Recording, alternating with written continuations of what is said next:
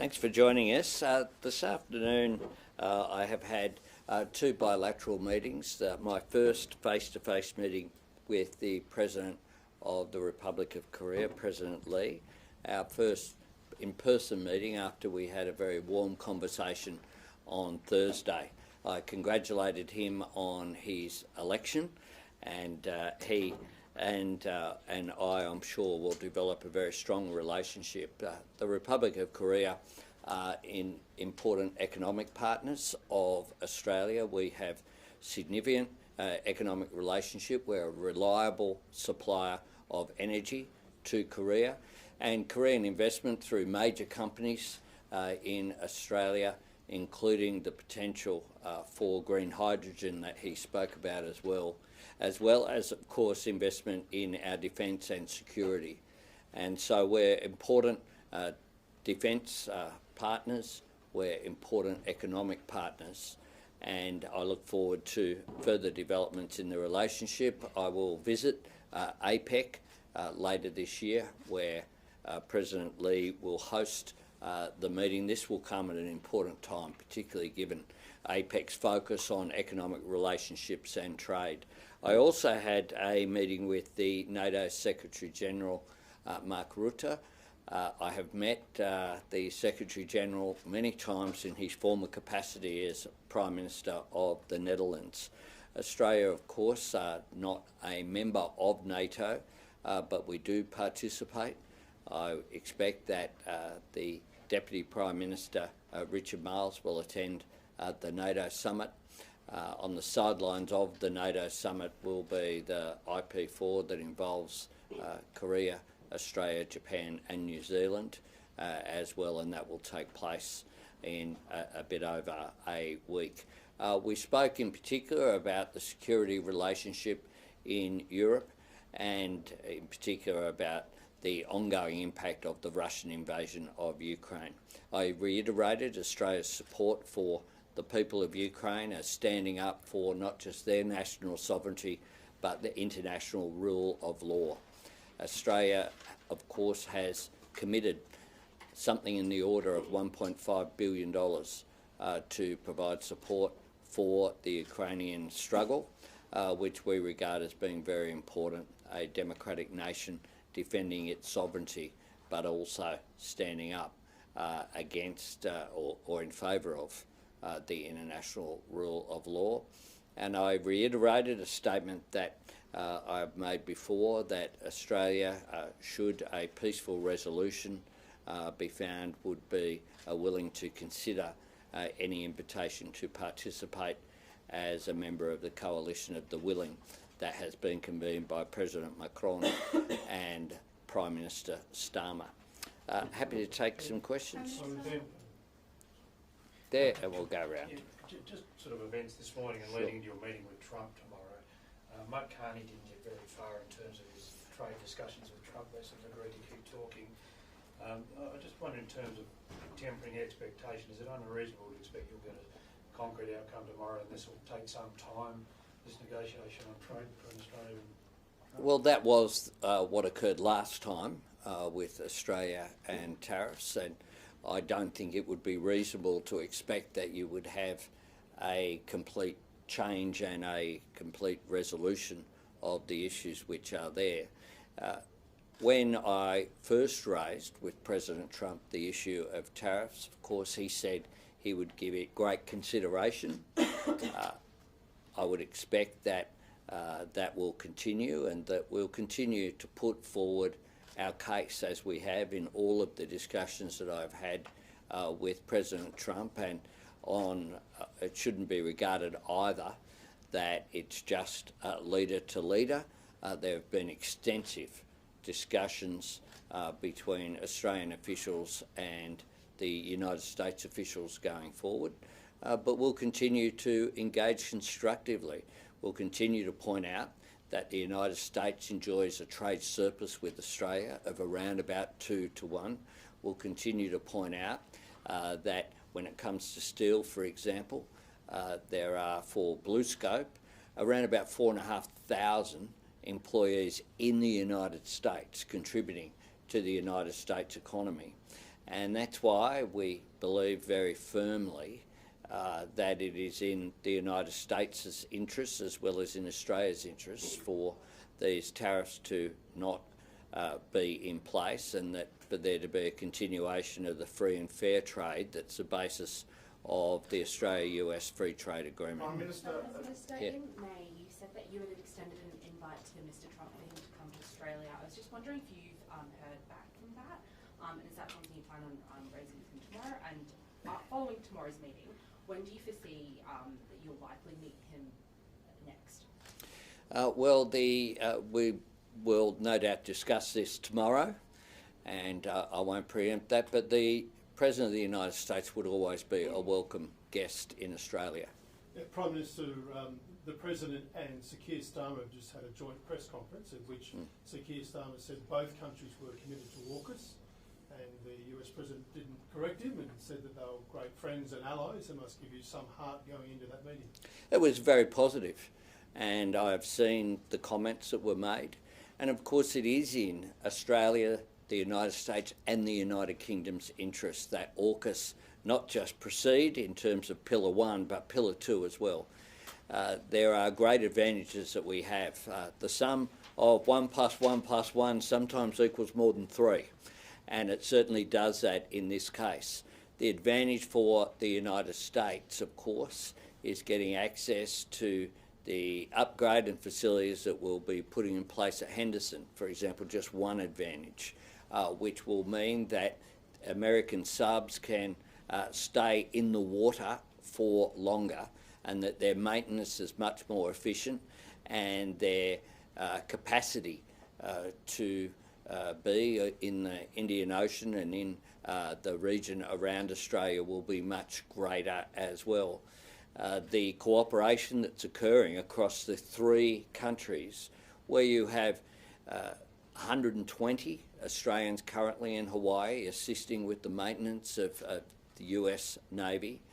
You have hundreds of Australians in both the United States and at Barrow in the United Kingdom, picking up skills, engaging with each other as well, has the capacity to lift up the capability of all 3 countries. And that is why we support AUKUS, and that's why I'm confident that all 3 nations will continue to provide support for it. How important is Keir Starmer then to keeping the AUKUS deal together in your view? Has he been advocating hard for it? Keir Starmer's a big supporter of AUKUS, and we have a very good relationship. I have a good relationship with Keir Starmer. We talk pretty regularly, and I think that having visited Barrow, I've seen firsthand the facilities which are there, and we welcome that. Of course, the SSN AUKUS, the subs that we will be manufacturing in Adelaide and in the UK will be the same as well. And one of the benefits of AUKUS is improvements in interoperability. That improves the efficiency of our defence forces, which is why it's so important. Minister, there are many Australians still stuck in the Middle East, anxious to be evacuated. Do you have any update on how plans are progressing now, or if there's a timeline to bring them home? Yeah, Penny Wong, I know, has visited the crisis centre that we've established to coordinate the response.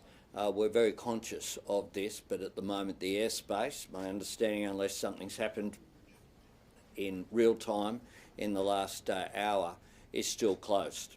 Now that presents challenges, so we want to make sure that people are looked after, but they need to be looked after safely as well. And so the last advice that I had was stay in place. Provisions were still the advice, and I would just encourage Australians either there or Australians who are concerned about family or friends to keep up to date with the Australian government's advice. Prime Minister, there's been reports that an Australian writer was held for 12 hours by immigration officials in the US and then deported over his writing about Palestinian protests. I was wondering, does that kind of bring up concerns for you? Well, the Department of Foreign Affairs and Trade have assisted this individual. Because of privacy concerns, I'm not in a position to go into any further detail than that, but Australia will always provide support for Australians around the world. That's just something that we do. Prime Minister, I'll just go along. Donald Trump today said he was a tariff person, and the deal that the UK signed today more or less keeps 10% tariffs in place. Does that mean, do you consider it's highly unlikely that Australia will be able to get the US to move on at least the 10% tariffs? Well, the United States, of course, have a clear position that they've put forward, and President Trump's statements are really a restatement of something they've put forward. Australia will continue to advocate for free and fair trade. We think that is in the interests of individual states, as in individual nations, but it's also in the interests of the global economy. Prime Minister, would you invite Vladimir Putin to come to Australia on any stage? And if not, is it appropriate that he attends the G8 next year in France? No, we wouldn't. Yeah, I'll go. I'm doing the... The Trump meeting is one of the final things on President Trump's agenda before he rushes off. Are you concerned at all that you'll get your whole full time slot with him? Oh, look, I look forward to the meeting, and I look forward to it taking place. PM, if I could just ask, the US and UK have done a deal on steel and aluminium quotas, so that a certain amount of UK steel would be exempt from tariffs, basically, as long as there are assurances about the supply chains within the UK and what have you. Is that the sort of deal that you would potentially look at doing with the US, whereby at least some of the steel and aluminium going into the country could be exempt from these US tariffs? The UK deal has other provisions with it as well, including provisions that are different in terms of Australia. Australia as an island continent, for example, we are particularly careful about our biosecurity laws, particularly careful, for good reason. We have a pristine natural environment that is a huge advantage for us, and so when it comes to agriculture, we will be very careful that we ensure that that continues to occur. But look, we'll engage in good faith on these issues. Australia's exports to the United States are under 5%. That compares with a much greater figure, for example, that the President Lee of Korea just indicated as well. We think that the products that we export are invaluable for the United States. For example, a range of our steel is colour-bond roofs that simply can't be just manufactured in a short period of time to be replaced, that market. All it means is that American consumers are paying more for it. We don't see that that is in the interests of either the United States or Australia. Prime Minister, you just met with Michael Rutte, who has called on NATO nations to dramatically lift their defence spending. He set a target of about 5%, which includes some sort of different categories. But I'm wondering in your meeting if he offered any reflections on Australia's level of defence spending or any advice for us in this very difficult strategic environment. No, he didn't. But he'd be conscious of the fact that we have increased our defence spending by $57 billion over the next 10 years and by over $10 billion over the forward estimates. Prime Minister, Iran has just launched a new round of missiles. Israel appears to have struck an Iranian media outlet. A woman was on air at the time and it appears had to run out of the live broadcast. Do you have faith that the G7 meeting can come up with something to try and stop this death and destruction? Well, we are deeply concerned, and we have urged all parties to prioritise dialogue and diplomacy. The safety of Australians is, of course, our priority at the moment, and I reiterate that our advice is do not travel to Israel and Iran. We want to see peace and security in the region, and we want to see a de-escalation.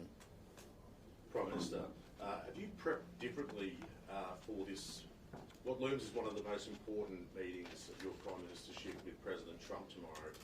Have you sought advice from people who know him or have worked with him before, people like Greg Norman, who you met recently, Joe Hockey and others?